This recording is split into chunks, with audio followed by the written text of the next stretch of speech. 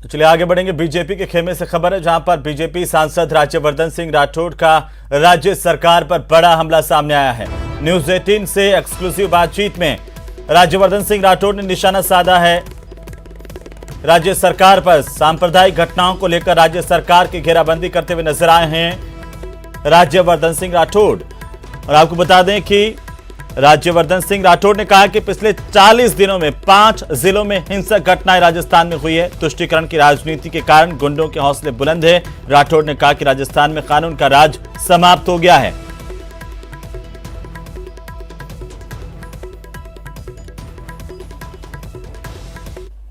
राजस्थान में सांप्रदायिक तनाव से जुड़ी घटनाएं एक के बाद एक लगातार देखने को सामने मिल रही हैं, जिसके बाद राजस्थान की जनता में भय का माहौल है। इस मसले पर बातचीत करेंगे हमारे साथ पूर्व केंद्रीय मंत्री कर्नल राज्यवर्धन राठौड़।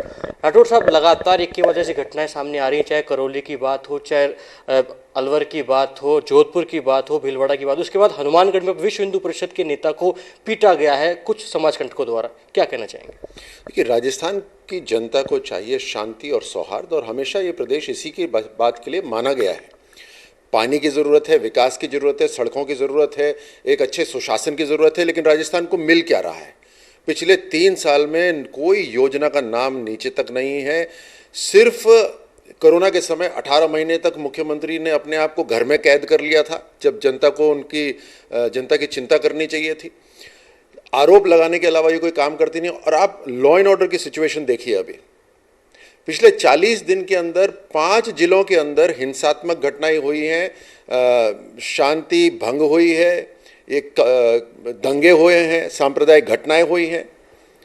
एक के बाद एक आप करौली में शुरू हुआ, उसके बाद जोधपुर, अलवर के अंदर हुआ, भीलवाड़ा के अंदर हुआ, अभी हनुमानगढ़ के अंदर हुआ।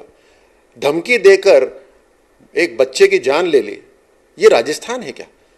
इतने हौसले बुलंद हो गए हैं गुंडों के, कुछ लोगों के, और ये तुष्टीकरण की राजनीति हो रही है जिसके कारण इनके हौसले बुलंद हो रहे हैं। जब इफ्तार पार्टी के अंदर आप जो दंगों में शामिल व्यक्ति है उसको आप मुख्यमंत्री बुलाकर इफ्तार में उसको दावत देते हैं, तो इनके तो हौसले बढ़ेंगे ही। राजस्थान का क्या हाल बना दिया है। महिला उत्पीड़न के अंदर नंबर 1 है राजस्थान। राजस्थान में सरकार के नाम पर 0 है, कुछ भी नहीं है। ये सिर्फ सत्ता बचाने के लिए अब चिंतन शिविर कर रहे। चिंता पार्टी की ज्यादा है, जनता की कतई नहीं है। लेकिन कांग्रेस पार्टी लगातार कह रही है कि आरएसएस और बीजेपी का विचार इस प्रकार की घटनाएं करवा रहा है, लोगों के बीच में असंतोष पैदा करने का काम बीजेपी और आरएसएस का विचार कर रहा है। देखिए, आरएसएस व्यक्ति निर्माण करती है, राष्ट्र निर्माण करती है, और दशकों से करती आ रही है। भारतीय जनता पार्टी बार बार चुनकर आ रही है अलग अलग राज्यों के अंदर, क्योंकि सुशासन है। जनता दंगों की वजह से कभी किसी को चुनती नहीं है। तो राजस्थान की जो कांग्रेस सरकार है वो आगाह हो जाए। भारतीय जनता पार्टी हर जगह सबका साथ सबका विकास कर रही है, और इसीलिए जहां जहां भारतीय जनता पार्टी की सरकार है वहां वहां वापस से चुनी जाती है, वापस से जनता का आशीर्वाद मिलता है। लेकिन मैं मुख्यमंत्री जी को, गहलोत जी को ये बताना चाहता हूं कि आप लोगों को भ्रमित ना करें, उनको गुमराह ना करें, राजनीति ना करें। ये जो लॉ एंड ऑर्डर है ये केवल और केवल गहलोत साहब आपकी जिम्मेदारी है, क्योंकि आप गृह मंत्री भी हो और मुख्यमंत्री भी हो। तो अपनी जिम्मेदारी से आप परे मत हटिए, दूसरे के ऊपर आप उंगली मत उठाइए। केवल आपकी जिम्मेदारी है, नीचे तक पानी पहुंचाना आपकी जिम्मेदारी है, जनता को राहत देना आपकी जिम्मेदारी है, पूरे प्रदेश के अंदर शांति सौहार्द का माहौल बनाए रखना ये आपकी जिम्मेदारी है। पुलिस आपके नीचे, अगर आप नहीं संभाल सकते हमारे हवाले करिए पुलिस, हम राजस्थान को संभालेंगे। उल्लेखनीय बात यह है कि प्रदेश के मुख्यमंत्री जेपी नड्डा, जो बीजेपी के राष्ट्रीय अध्यक्ष हैं, उन पर आरोप लगा चुके हैं कि वो दंगा भड़काने आए थे।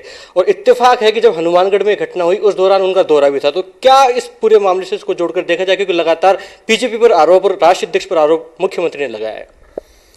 जब कांग्रेस पार्टी नहीं संभल रही तो पार्टी के अंदर कुछ लोगों पे आरोप, जब राजस्थान प्रदेश नहीं संभल रहा तो दूसरों के ऊपर आरोप के अलावा मुझे बताइए, मुख्यमंत्री राजस्थान ने कोई काम करा हो तो? जनता आरोप के लिए, आरोप सुनने के लिए मुख्यमंत्री नहीं बनाया हो। एक पूरे प्रदेश की सत्ता आपके हाथ में इसलिए नहीं दी कि आप सुबह और शाम आरोप लगाइए। आपको काम करने के लिए जिम्मेदारी दी है, आप काम करके दिखाइए। और जो भी दंगे कर रहा है, जो भी सांप्रदायिक घटना कर रहा है, आप उसको अरेस्ट क्यों नहीं कर रहे? आप तुरंत अरेस्ट करिए। उस बच्चे की जो जान ली गई है उसका अरेस्ट तुरंत होना चाहिए। करौली के अंदर जिस पार्षद ने इस घटना के ये दंगे कराए वो अभी तक फरार है, उसको अभी तक आप पकड़ नहीं पाए। अपना पुलिस आपके हाथ में है, आप काम करिए। कानून व्यवस्था चरमराने की बात आप लगातार कर रहे हैं, तो क्या प्रदेश बीजेपी अब सड़कों पर उतरेगी और कानून व्यवस्था के मुद्दे को भुनाने की कोशिश करेगी? देखिए, हमें चिंता है जनता की, साधारण जनता की। हम तो विपक्ष का रोल करेंगे ही करेंगे, हम सड़क पर उतरेंगे, हम मीडिया के माध्यम से लोगों को आगाह करेंगे, लेकिन हमारी विनम्र विनती है, क्योंकि सरकार जब तक बदलेगी नहीं तब तक उन बहन बेटियों की इज्जत कौन रक्षा करेगा। हर रोज 18 बेटियों के साथ दरिंदगी हो रही है, तो हम 2 साल तक इंतजार करते रहेंगे क्या कि चुनाव होगा उसके बाद सही जिम्मेदारी मिलेगी? तब तक क्या होगा? जो दंगे हो रहे हैं बार बार 5 जिलों के अंदर अलग अलग दंगे हो रहे हैं, सांप्रदायिक घटना हो रही है, उसके लिए जिम्मेदार जो है उनको तुरंत गिरफ्तार करिए और शांति का माहौल बनाइए, ये हमारी विनती है। शुक्रिया sir. Colonel Rajyavardhan Singh Rathore news 18 से एक्सक्लूसिव बातचीत में कह रहे हैं कि राजस्थान में कानून का राज स्थापित नहीं है और विनम्र अपील भी कर रहे हैं प्रदेश के मुखिया से कि कानून का राज स्थापित हो, ताकि जो डर का माहौल राजस्थान की जनता में बना हुआ है वो खत्म हो। कैमरा पर्सन गौरव गिरी के साथ लखवीर सिंह शेखावत, न्यूज 18 दिल्ली।